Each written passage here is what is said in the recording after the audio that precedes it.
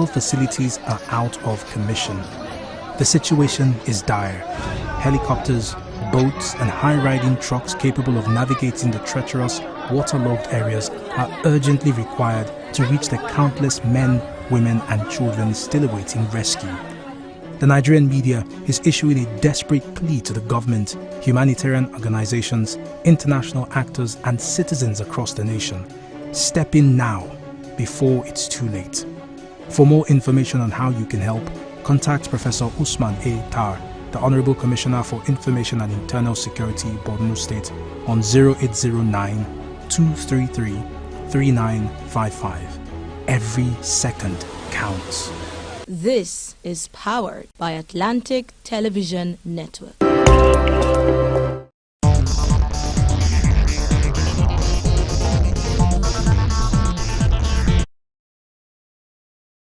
Global news at 9.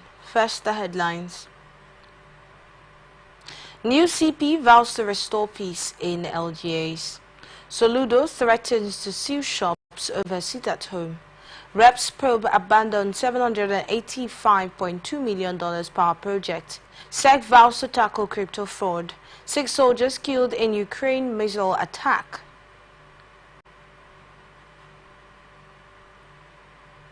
I feel at home in Istanbul, Osimhen. Annie joins 100 influential women in Africa.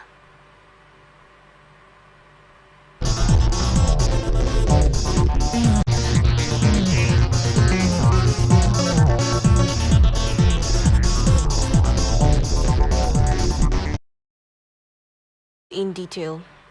Newly deployed River State Commissioner of Police Mustafa Mohammed has vowed to swiftly restore normalcy in the local government areas of the state where arson and violence that broke out on Monday. Mohammed promised to work with state and non-state actors as well as all critical stakeholders to address the general post-election violence across the state. Mohammed, who disclosed this in a statement during his maiden media briefing shortly after taking over from his predecessor Olatunji Disu at the command headquarters in Port Harcourt, said he has zero tolerance for corruption, stating that any officer found wanting would be punished appropriately and described the security concerns in the state as critical and unique. He said the command under his watch will be committed to transparency and will welcome constructive criticism, stating that the society thrives where there is trust between its institutions and its people, and the press is key to building and maintaining that trust. He stressed that the commitment is to work collaboratively with state and non-state actors as well as all critical stakeholders to address these challenges head-on, and would like to outline his vision and strategies for ensuring the safety and security of communities and the people.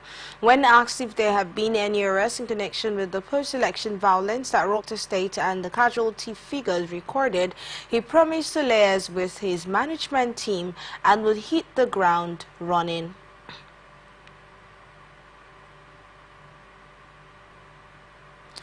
Police has vowed not to engage in immediate tussle with River State Governor Siminalayi Fubara over the political crisis rocking the state. The police, however, condemned the allegations by the governor, saying that they were only conforming to a court order barring the force from participating in the LGA elections.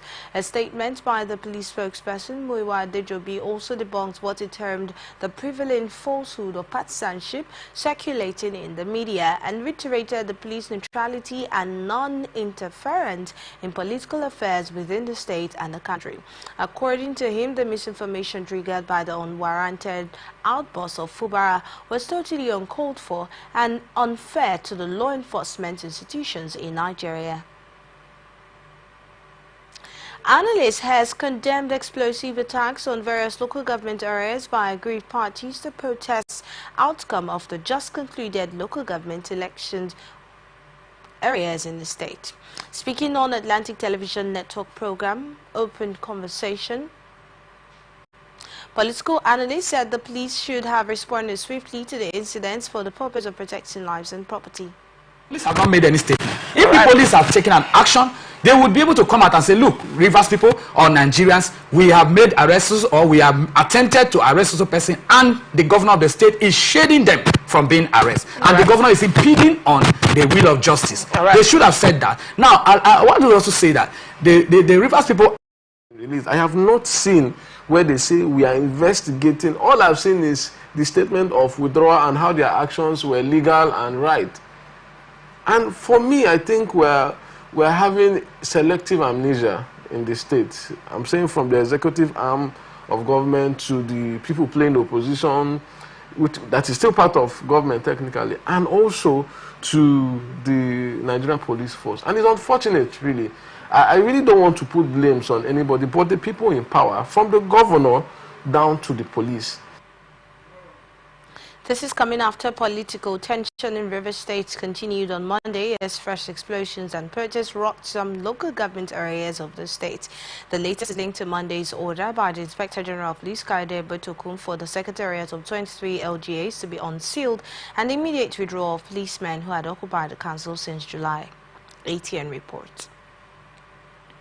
Over 19 persons escaped death in Asaba, the Delta State capital, when a truck loaded with items fell onto buses along Nebisi Road. The accident, which occurred in front of the Bishop's Court, St. Peter's Anglican Church, Asaba, left some travelers injured. An eyewitness said the incident occurred due to the failed section of Asaba-Onitsha Road, and the truck fell on the bus belonging to Peace Mass Transit coming from Lagos. Policemen were seen on ground controlling the traffic. Similarly, another truck that was trying to avoid Asaba-Onitsha's failed road and navigating through St. Bridges Road killed the tricycle operator, while the truck driver ran away after killing the victim and abandoning the vehicle. Efforts to reach the office of the Federal Safety Corps failed. People's Democratic Party and the All Progressives Congress have traded words over an alleged plot to tamper with the bimodal voter accreditation system used for the September 21 governorship election in Edo State. The PDP accused the Independent National Electoral Commission of deliberately delaying the release of the electoral materials to its candidates. Asiu Ighodalo, who is poised with to challenge the outcome of the polling court. This is coming after the APC also led a protest at INEC office in Benin, warning the Electoral Commission against colluding with the PDP to tamper with the electoral materials. The PDP National Publicity Secretary Debo Ologunagba claimed that the compromised INEC officials and All Progressives Congress were attempting to manipulate data on the BVAS machines and election materials to benefit the defeated APC candidates.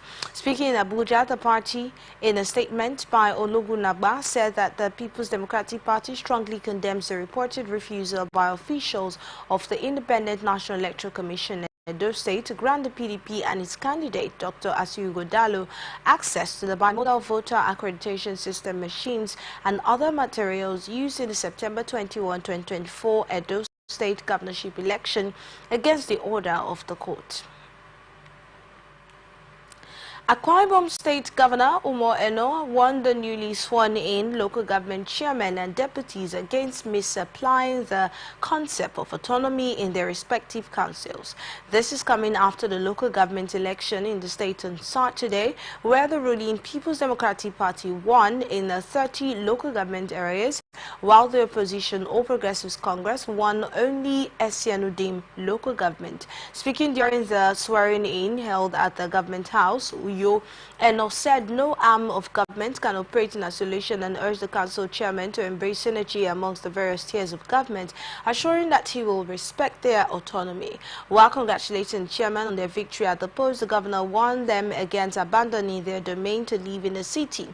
Responding on behalf of the newly sworn-in chairman, the returning chairman of Eket Local Government Council, Tomi Akaniye, to thank the people for their mass support and other candidates of the PDP. Anambra State Governor Professor Chukwuma Soludo has threatened to seal any shop or plaza closed on Mondays in compliance with the sit-at-home order initially declared by the indigenous people of Biafra. Soludo issues a warning during an inspection tour of the main market in Onitsha on Monday, where he expressed displeasure over the large number of locked shops and plazas. The governor visited the market, known to the largest in West Africa, to observe the level of commercial activity amid the lingering sit-at-home order, and since IPO Ugorobi declared a sit-at-home in 2021 to protest the extraordinary rendition of its leader, Nnamdi Kanu. The exercises continue to disrupt business activities in the southeast despite IPOB's official suspension of the order. He also said fear of violent enforcement has caused markets, schools, banks and other businesses to remain closed every Monday, and warned that any trader or business that refuses to open on Mondays would face severe penalties, including the sealing of shops for up to 1 month. He stressed that the persistent closure of businesses on Mondays would damage the local economy as customers might start going to other regions to purchase goods, and assured the traders that adequate security measures will be in place to protect them, while urging them to resume full commercial activities on Mondays. Two medical doctors, Michael Atiba and Michael Ugbe, are standing trial at the Ikeja High Court of Lagos State, presided over by Justice Oyindamola Ogala, for the death of patient Ejiro Ugorobi. This is coming after Lagos State government held on March 25 arraigned the medical doctors over the alleged involvement in the involuntary manslaughter of the deceased patient, of which both pleaded not guilty. According to prosecution counsel A.O. Aziz Atiba, a doctor at the Bagada General Hospital in Ugbe, a consultant with the National Orthopedic Hospital Igbobi, Lagos, are facing a court of involuntary manslaughter as made against them by the Lagos State government. He said the incident occurred on October 21, 2024 at Michael Adekoya Street, Ilepeju, Lagos State, arguing that the Atiba and Ugbe had committed alleged involuntary manslaughter, which contravenes Section 224 of the Criminal Law of Lagos State 2015. During the trial, the court's examination of the prosecution's first witness and mother of the deceased, Nkechi Ugorobi, said the deceased had gone to play football as an exercise on September 9, 2023, when he fell and had an accident with his leg, while Justice Ogala would then adjourn the case to November 20, 2024 for trial and cross-examination of the prosecution's second witness.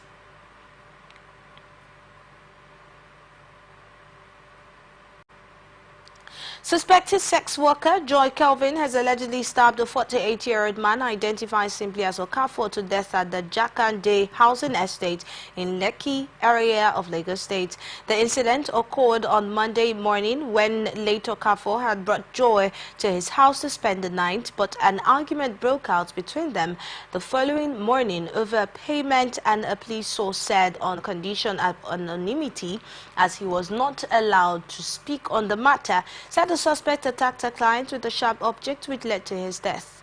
Confirming the incident, the State Police Public Relations Officer Benjamin Ondain said the deceased friend lodged the report at the Ilaso Police Division, the area, and a team of police detectives visited the scene, took photographs and evacuated the corpse to General Hospital Morgue, Yaba, for autopsy. Ondain also said the suspect had been arrested while efforts were on the way to locate the deceased family members. At least 21 passengers are feared drowned in a boat accident in Imoro town in Amuwo, Odofin local government area of Lagos State. Tragedy struck when two boats, each ferrying 16 passengers, collided and capsized in the middle of the lagoon, and the spokesperson for the Lagos State Police Command, Benjamin Ondain, said the incident was reported to Ilesha Police Division. According to him, emergency responders, including marine police and local divers, were swiftly mobilized to the scene and rescued 11 passengers who sustained injuries, adding that the injured were rushed to the Naval Hospital in Navy Town and Lakija for medical attention. Industrial Training Fund has named Osun State at its Southwest Zonal Headquarters. A statement issued by the Osun State Commissioner for Information and Public Enlightenment, Kolapo Alimi, on Tuesday said the development was disclosed to the Special Advisor to Governor Ademola Adeleke on Technical and Vocational Education, Akdapo Ademola Adesina, by the ITF management. The statement by Alimi recalls that Ademola Adesina had on May 30, 2024, during a courtesy visit to the agency, proposed a collaboration with the Osun State Board for Technical and Vocational Education in the areas of vocational and skill training, skill up artisans, as well as student industrial work experience scheme. The statement said the proposal became successful as the Director General and Chief Executive Officer of the Industrial Training Fund, Dr. Afiz Oluwatoyin Ogun, sent his team to inspect various vocational sites in Osun State on the 13th of August 2024. Ondo State chapter of the People's Democratic Party has criticized the ruling All Progressives Congress over the poor state of public hospitals in the state, blaming the current administration for the alleged neglect of the health sector. A statement issued by its publicity secretary, Kennedy Perete, the PDP claimed that healthcare facilities across the state had deteriorated under the leadership of Governor Lucky Aiyedatiwa, leading to a collapse in healthcare delivery, and highlighted the issue of manpower shortages and substandard working conditions for medical professionals.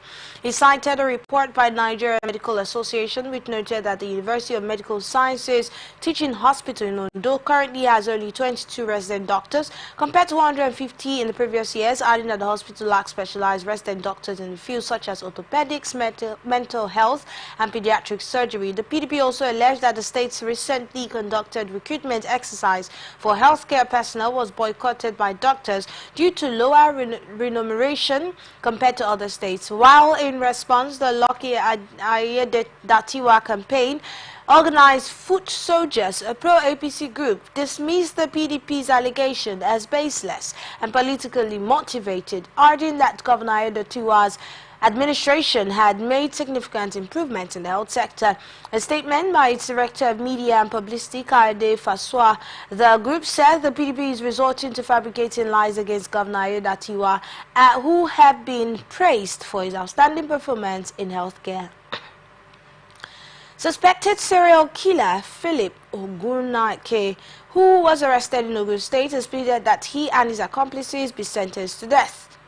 He made the plea in an interrogation and shared by the state police public relations officer Omolola Odutola on her X page. He was lured to the act of killing by one Danjuma and some other persons who allegedly initiated him into outlawed IA confraternity. While urging the police to ensure the arrest of Danjuma and other alleged accomplices, he stressed that his only plea was to be sentenced to death when arraigned in court. The command had stated that the suspect's method was to lure his victims into the forest, where he would tie them up, strangle them, and then abandon their bodies after stealing their phones. According to the command, investigations revealed that he had escaped from the Ibar Correctional Center about 2 years ago while being taken to the magistrate court in Isabo for an ongoing armed robbery case. The command also said the suspect was responsible for the death of his employer's 18-year-old daughter, Akin Soya, in an accident that took place in Mile 6, Abeokuta on August 30, 2024, around 5 p.m. when he allegedly kidnapped the victim, raped her, and then strangled her to death with a rope on her father's farm in the community. Police in Ogun State have arrested 3 suspects for motorcycle theft at different locations in the state.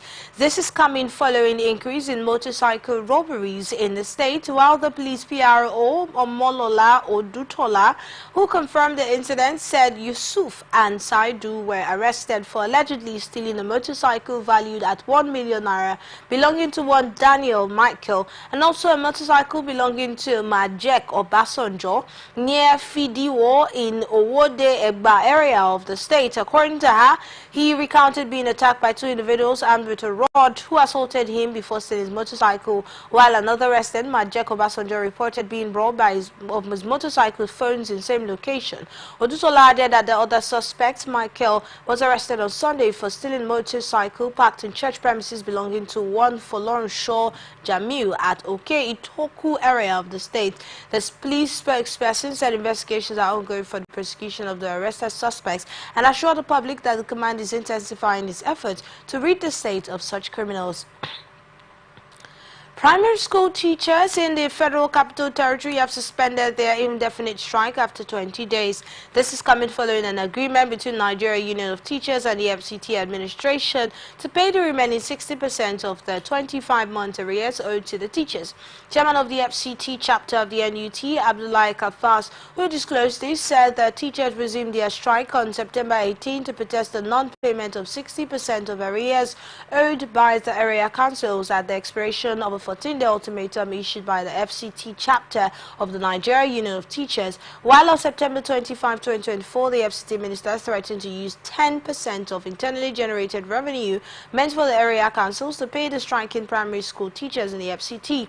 He said he had invited the area council chairman and the NUT to discuss the issue and would not tolerate the strike action by the teachers. Analysts have stressed the need for a sustainable attention for the national educational industry.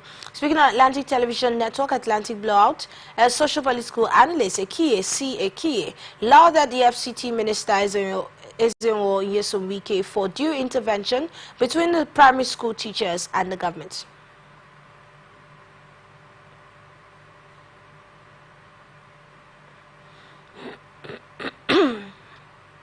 I think I will commend the FCT minister more when we see and hear the implementations of these promises made to the teachers of FCT.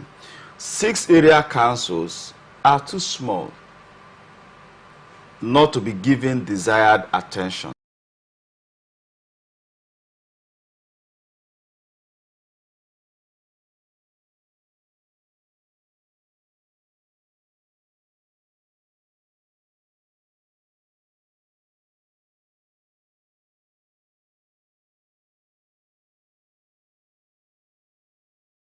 To encourage that if I miss your class, at the end of the day, I want to see those who attended class regularly become more better in that profession than me who missed class.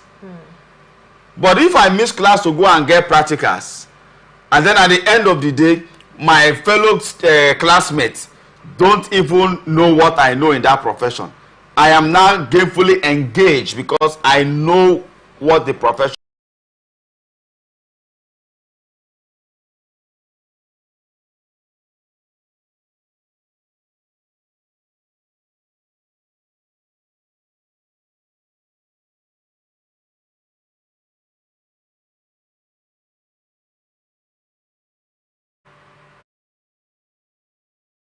Three months ago, precisely on 1st to 2nd July this year, the Federal Capital Territory Administration, FCTA, flagged off the construction of Abuja City Bus Terminal in Mabushi and Kubu to ease transportation challenge experienced by the Abuja resident. Today being 8 October 2024, the Honorable Minister of FCT, Barrister Yanson Wuke, in a visit to the project site for inspection, expressed satisfaction seeing how the contractor of the 2 project site has transformed the empty ground, with further assurance that the project will be completed by January 2025. Very well, I'm so excited. Where we are now, this site was flagged up July 1st this year. That's at Mabushi. And within 3 months, you can see what they've been able to do. The time given to them is 15 months to complete the project, but with the speed the contractor is going, we believe it will be before that 15 months. He has even told us that by January, you'll be able to hand over these projects to us.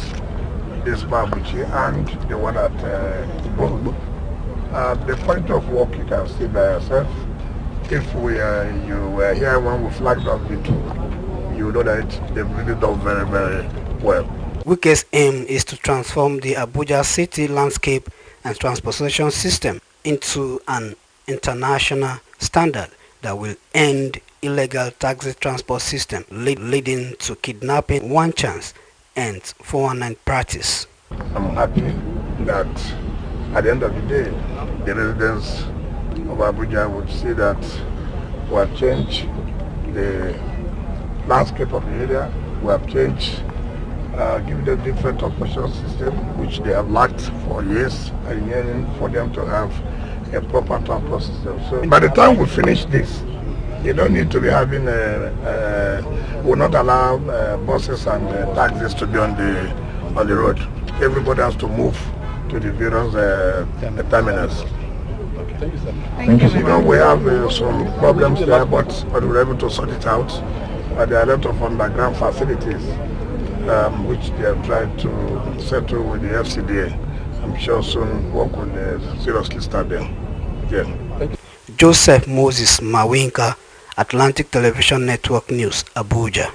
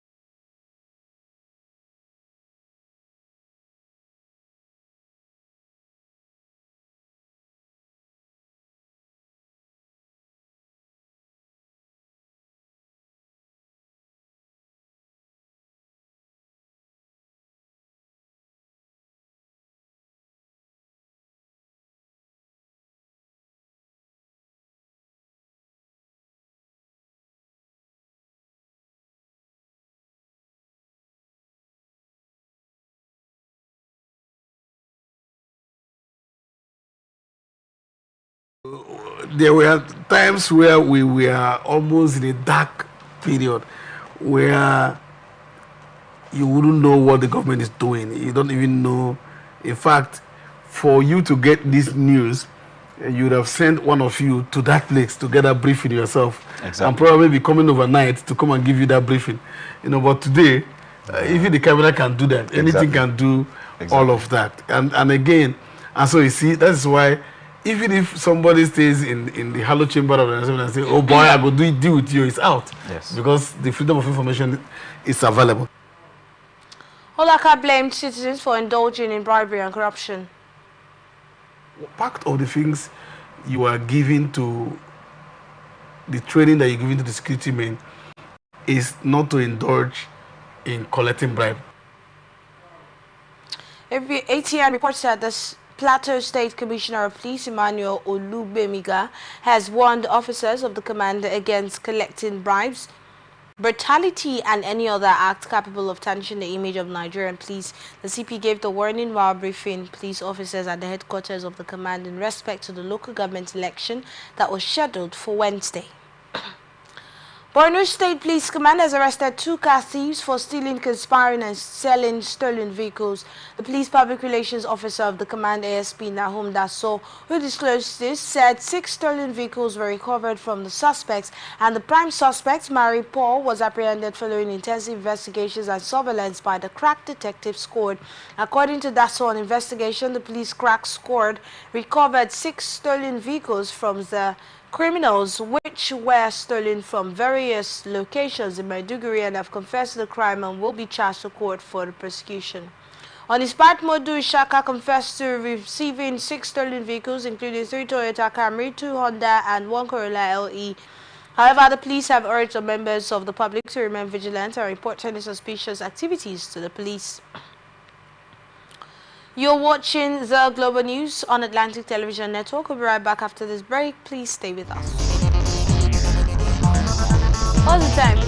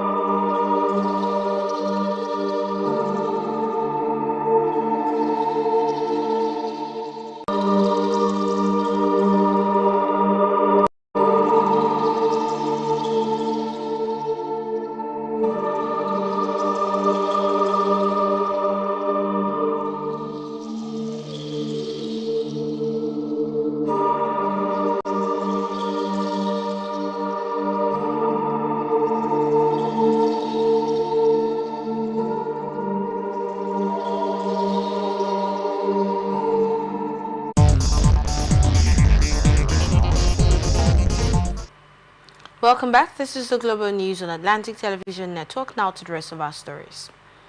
President Bola Tinubu says frivolous appeals, alleged intimidation of judges by lawyers and judgments delivered on grounds of technicalities remain some of the major challenges impeding the war against corruption in Nigeria, stressing that the factors will continue to hamper the speedy adjudication of corruption cases until they are nipped in the bud. He disclosed this when he declared open the 6th Economic and Financial Crimes Commission National Judicial Institute Capacity Building Workshop for Justices and Judges at the National Judicial Institute in Abuja, and represented at the event by Vice President Kashim Shettima. The President acknowledged that prosecution of corruption cases had improved remarkably following the justice sector reforms in the past few years.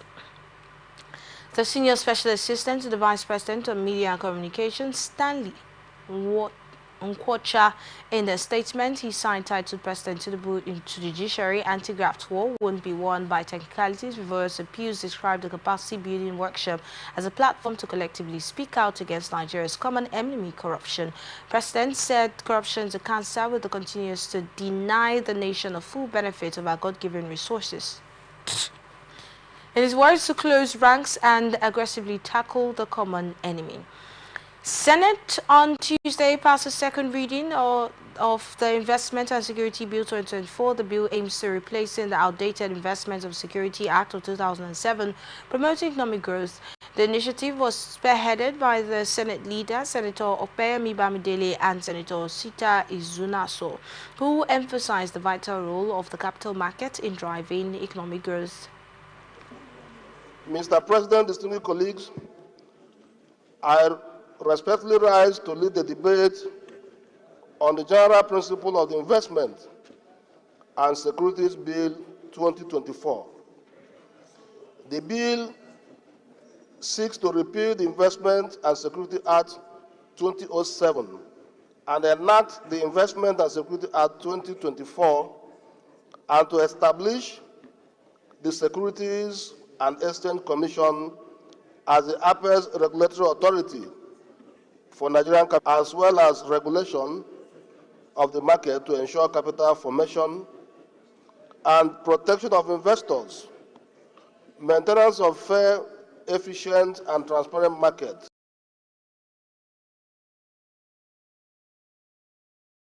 So Chairman Senate Committee on Capital Markets, speaking in support of the bill, other senators believed it will protect investors by enforcing stricter regulations and enhancing market transparency.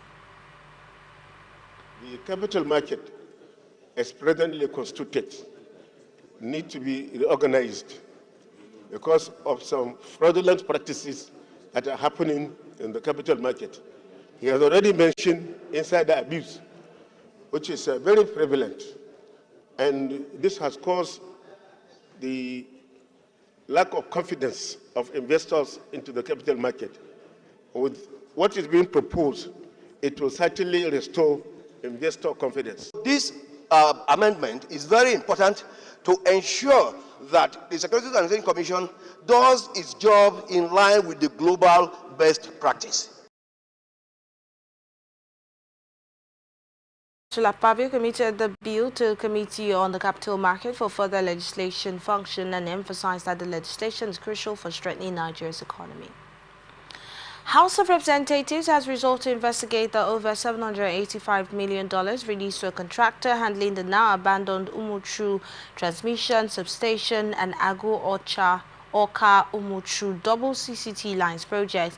The project, managed by Catlak International Limited, was awarded in 2021, and the resolution followed a motion of urgent public importance moved by Dominic Okafor during Tuesday's plenary session.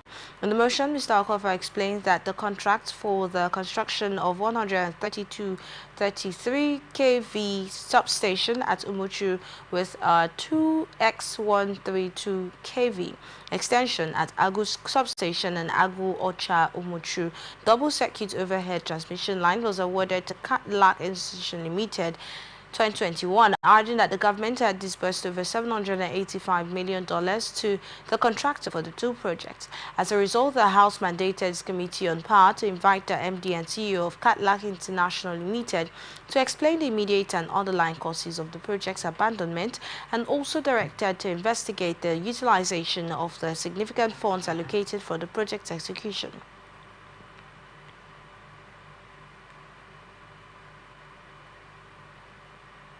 Nigeria Democratic Front has written to the Senate President Godswill Akpabio demanding a thorough investigation into allegations against Senator Shehu Buba's, which borders on affiliation with wanted bandits. A statement signed by NDF spokesman Ikenna Elise Ezenikwe said that the Bauchi South senator was accused of having links with bandits. However, in a statement by his legislative assistant Hassan Guruji in Abuja, Buba confirmed that the suspected bandits and Ali were among those who registered for the pilgrimage, but they were nominated by elders of the community and religious leaders in Bauchi State. He declared that no link with the suspected bandits, but only registered him for the pilgrimage because he was nominated by leaders in the state, while the letter to the Senate President and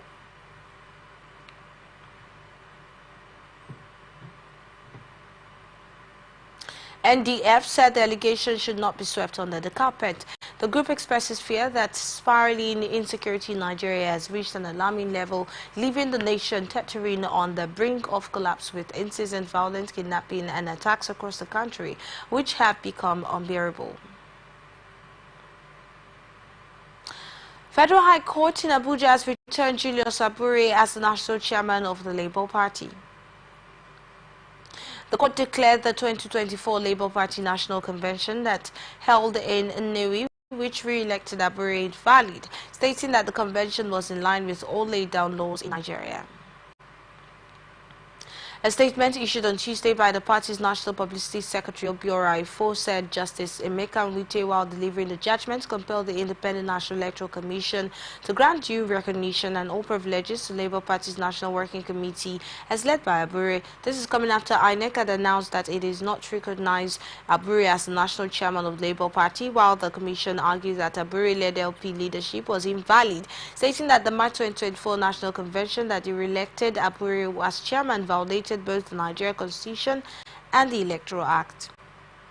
Hearing in a lawsuit filed by the former Minister of Petroleum Resources, Dezani Alison Madueke, against the Economic and Financial Crimes Commission was stalled when Justice Ian Geko of the Federal High Court in Abuja did not sit. Dezani sued the anti-graft agency seeking to reclaim her assets forfeited to the federal government, and the matter was scheduled for hearing but did not hold as the judge was said to have gone for a seminar at the National Judicial Institute in Abuja, and case was consequently adjourned to November 21, 2024. Dezani was alleged to have escaped to the United Kingdom and remained there after her exit from public office as the Petroleum Minister of Office, an office she held between 2010 and 2015 under the administration of former President Goodluck Jonathan. And following the corruption allegations levied against her, the EFCC sought a permanent forfeiture order to conduct a public sale of all assets seized from her for being proceeds of crime. Dezani, through our counsel, Chief Mike Uzekome-san, sued the FCC in the suit filed January 6, 2023, where she sought 5 orders from the court, and in motion, the ex-petroleum minister sought an order from the court to extend the time for her to seek leave to apply for an order to set aside the anti-graft agency's public notice issued to conduct a public sale on her property. She argued that the various orders were issued without jurisdiction and ought to be set aside ex debito justitiae, and also confirmed that she was neither served with a charge sheet and proof of evidence in any of the charges nor any other summons regarding the criminal charges brought against her, arguing that the courts were misled into making several final forfeiture orders on her assets through suppression or non-disclosure of material facts. Youth wing of the Apex Igbo Social Cultural Organization, or Aneze Youth Council, says the indigenous people of Biafra is a non-violent self-determination group advocating for a referendum in Nigeria. Aneze said in the wake of the burning incident at the National Open University in Sioux Studies Center and Senator Frank Ibezim's residence, several political opportunists have disseminated baseless rumors attempting to implicate the indigenous people of Biafra, adding that the Ibezim was the immediate past representative of Imo North Senatorial District in the upper chamber in Abuja. A joint statement issued on Tuesday by the national president of the Ohaneze Youth Council, Ibuayaka, the Secretary General Ifeanyi Sidik Nweke, said they are aware through several video clips that the leader Nnamdi Kanu, who is standing an illegal trial, warned against criminal elements using IPOB's name to perpetrate crime in the southeast. The statement said Kanu has maintained that he is focused on liberation of Biafra and stressed that he wants the southeast to remain calm and peaceful, adding that in 2015 Nnamdi Kanu's arrest and subsequent release in 2017 sparked concerns about the suppression of political and economic freedom for Indibo, while the Operation Python dance and military action of Afarauku Ibeku, Nnamdi Kanu's hometown, culminated in the killing of over 180 Igbo youths. He urged the current administration to initiate an investigation into the tenure of former President Muhammadu Buhari, specifically to address the incidents of violence, arson and destruction that occurred in Southeast when the Owerri prison break in 2021 to date, adding that Governor Hope Uzodinma should not succumb to political motivated violence and conspiracies orchestrated by self-serving individuals claiming affinity with IPOB in Ehime Mbano regarding the Skill Acquisition Training Center relocation.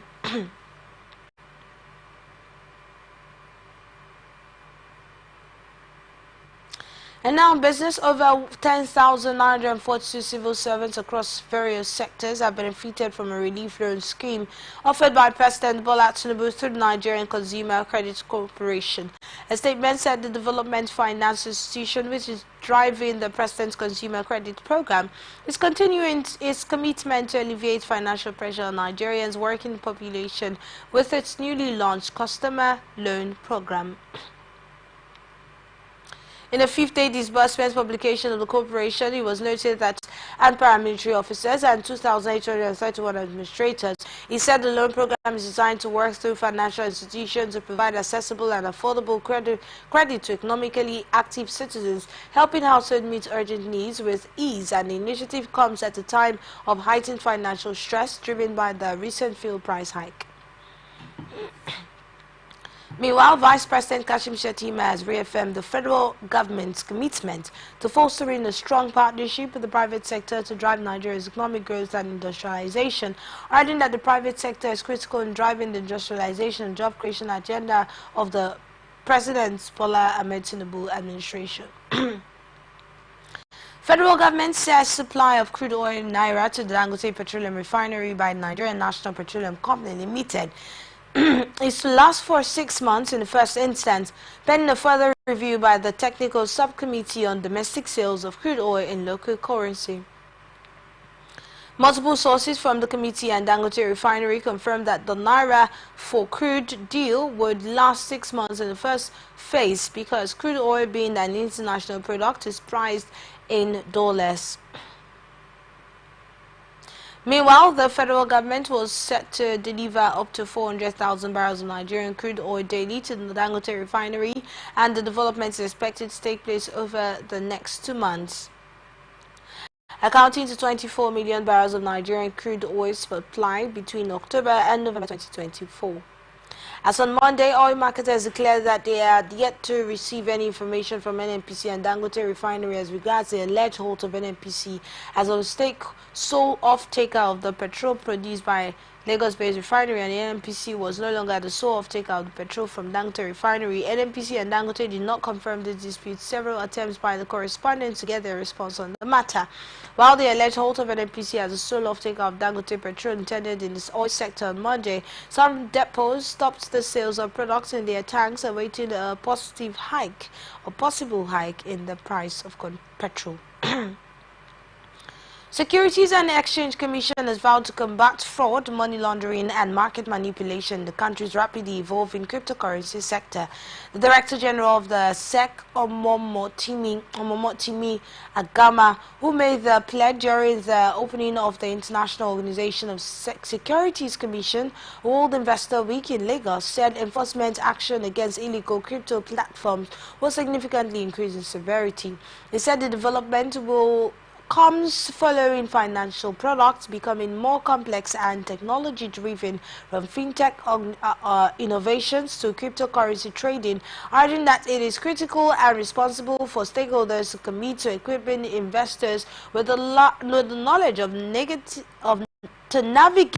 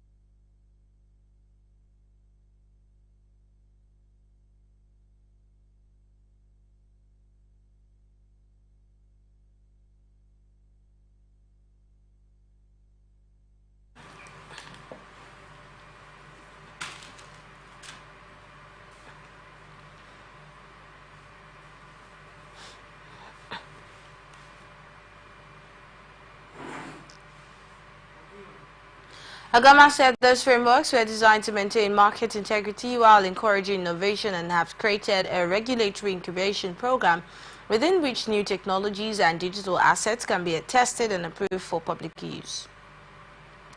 The governor of Lagos State, Babajide Sanwo-Olu, backed the SEC's efforts, arguing that Lagos stood at the intersection of innovation, technology, finance, and underscored the need for comprehensive regulation.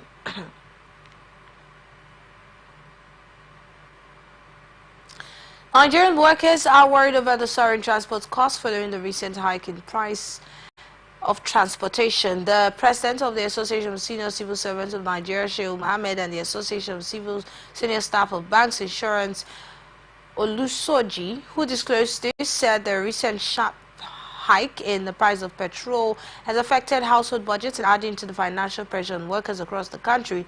This is coming after President Bola Tinubu announced an end to the petrol subsidy regime during his inaugural speech on May 29, 2023, which shot the pump price from 165 to 617 per litre in June last year. The government also reviewed petrol pump prices upward between 865 naira and 1,300 naira per litre in early September. Mohammed said the welfare of civil servants was crucial at this time and focus should not be on celebrating the 70,000 naira minimum wage, but rather on ensuring that palliative measures were simply implemented to cushion the effect of the fuel hike, adding that would provide Nigerian workers with much needed relief and support in the current economic climate. You're still watching the news on Atlantic Television Network. Up next is International Tidbits. United States has warned its citizens that they should reconsider traveling to Rwanda in view of an outbreak of the deadly Marburg virus. The East African said the Ebola-like disease has killed 12 people, mostly health workers, since an outbreak was announced late last month. And with a fatality rate of up to 88%, the highly infectious hemorrhagic fever is often accompanied by bleeding and organ failure. The travel advisory to Rwanda has been raised to level 3, the U.S. State Department said, meaning Americans should consider travel to Rwanda, and the scale tops out at 4, which cautions citizens not to travel to a country at all. According to the Rwanda Health Ministry, 41 people have been confirmed to have the disease, while the Rwanda Development Board said travel measures were being put in place to check temperature checks. Questionnaires and hand sanitizers were introduced at departure points and called on travelers to monitor themselves or symptoms as fever. Marburg is transmitted through humans and fruits, bats. It includes more like Ebola. And the country has kicked off a vaccination campaign with 700 trial vaccines, though they are currently not officially approved vaccines and no antiviral treatment, while potential treatments including blood vessels or blood products and immune and drug therapies are being evaluated. And now sports, Victor Osimhen says he's enjoying life in his new home in Istanbul, where he's playing for Galatasaray on the season-long loan from Napoli. The former Sporting Charleroi player was met with thousands of enthusiastic Galatasaray fans who thronged the Istanbul airport, Turkey, to welcome him as he arrived the country to complete his loan move. Osimhen reciprocated the fans' love by changing his bio while immediately deleting all traces of his parents' club, Napoli, from his social media page and flaunted pictures and colors of Galatasaray, and his banner image featured his back with the number 45 shirt carrying his daughter, symbolizing a fresh chapter in his career. Osimhen has hit the ground running in Turkey, netting twice in a trimming 3-3 draw against Kasim Pasha and down dot break, and scored 2 goals and provided 4 assists. Super Eagles will hold their first training session on Tuesday ahead of the 2025 Africa Cup of Nations qualifying match against Libya. The season will hold at the practice pitch of the Godswill Akpabio International Stadium, Uyo, at 5 p.m. and will open to members of the public and media. Only 2 players, Stanley Nwabali and Amos Obasoje, arrived at the team's 4 points by Sheraton Hotel Ikotekpene base on Monday, and more players are still being executed in camp on Tuesday. The Super Eagles will host the Mediterranean Knights of Libya at the Godswill Akpabio International Stadium, Uyo, on Friday. And now in entertainment news. Popular Nollywood actress Annie Dibia has been named among 100 most influential women in Africa. Annie was named in the group by Global Unity Women International. Reacting to the news on her Instagram, Annie described the recognition as a loud one.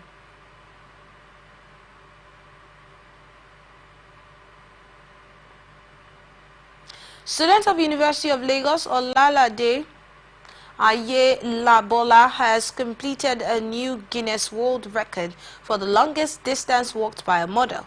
The model, who completed a 130.62 kilometer catwalk, started a 120-kilometer attempt.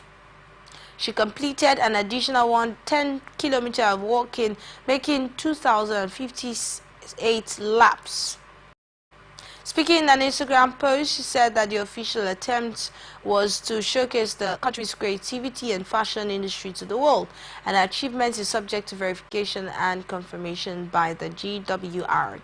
Her feat follows a record established by Roberta Brown and Lorraine McCourt, who walked 414.4 kilometers in Dublin, Ireland on September 21, 1983. And that's the global news for tonight. Before we go, another look at the major stories. New CP vows to restore peace in local government areas. Soludo threatens to sue shops over sit at home. Reps probe abandoned $785.2 million power project. SEC vows to tackle crypto fraud. 6 soldiers killed in Ukrainian missile attack. I feel at home in Istanbul, Osimhen. And he joins 100 influential women in Africa. I am Enidoye Jackson. Thank you for watching.